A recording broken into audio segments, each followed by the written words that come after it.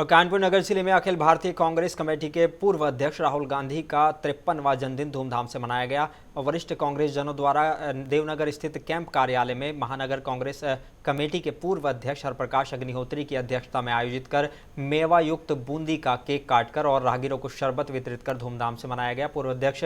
हरप्रकाश अग्निहोत्री ने कहा कि राहुल गांधी दृढ़ संकल्प वाले, सच पर आधारित राजनीति करने वाले नेता हैं और जिस तरह देश में नफरत का माहौल बनाया जा रहा है, सिर्फ राहुल गांधी ही पूरे देश में सद्भावना का माहौल बनाने के लिए नफरत के बाजार में मोहब्बत की दुकान खोलने का नारा दे रहे हैं।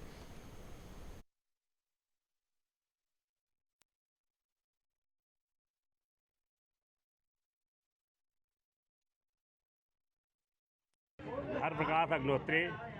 पूर्व अध्यक्ष कानपुर महानगर कांग्रेस कमेटी,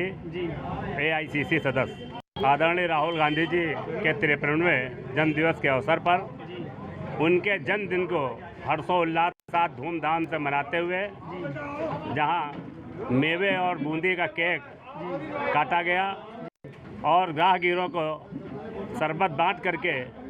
उनके जन्मदिन को आज मनाया जा रहा है। हम लोग ईश्वर से कामना कर रहे हैं कि आदरणीय राहुल गांधी जी दीर्घायु हों, उनका नेतृत्व पूरे देश को मिले।